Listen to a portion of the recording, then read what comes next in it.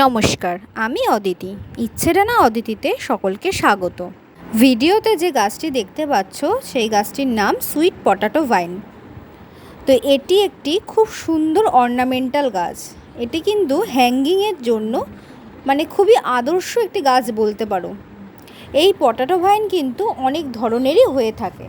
আমার কাছে 3 ধরনের এই পটাটো ভাইন আছে।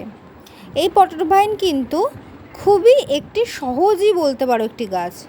এই গাছ কিন্তু ফুল সানলাইটেও হয়, আবার ব্যালকনিতে বা বারান্দায় যে হালকা একটা আলো পড়ে সেইখানেও কিন্তু খুব ভালোভাবে এই গাছ হয়ে ওঠে।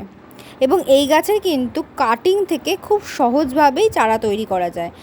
তোমার একটা গাছ যদি বাড়িতে থাকে না, তাহলে অনেক চারা ডাল কাটিং করে করে যদি চারা করা যায় তাহলে কিন্তু অনেক গাছ তৈরি হয়ে যাবে।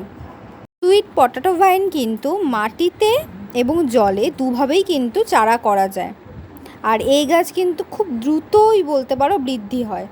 আর এই গাছেও না একটা ছোট্ট ছোট্ট ফুল হয়। আমার এখনও যদিও হয়ে ওঠেনি, আমি দেখেছি আমার একজন বান্ধবী বা বলতে পারো তার বাড়িতে বেশ কি সুন্দর ফুল হয়েছে। আর এর পাতাগুলো দেখো কত সুন্দর। 3টে আমি দেখালাম পটাটো ভাইন পরপর। এই একটা সবুজ, আগে দুটো পার্পেল দেখেছি, একটা ওই মুরগির পায়ের মতো দেখতে, আর একটা লাভ শেপ।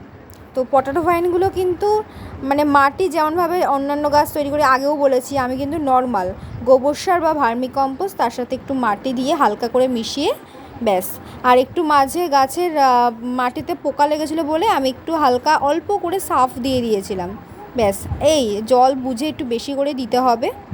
গাছের গোড়া শুকিয়ে গেলে কিন্তু গাছ একদমই নেতিয়ে পড়ে।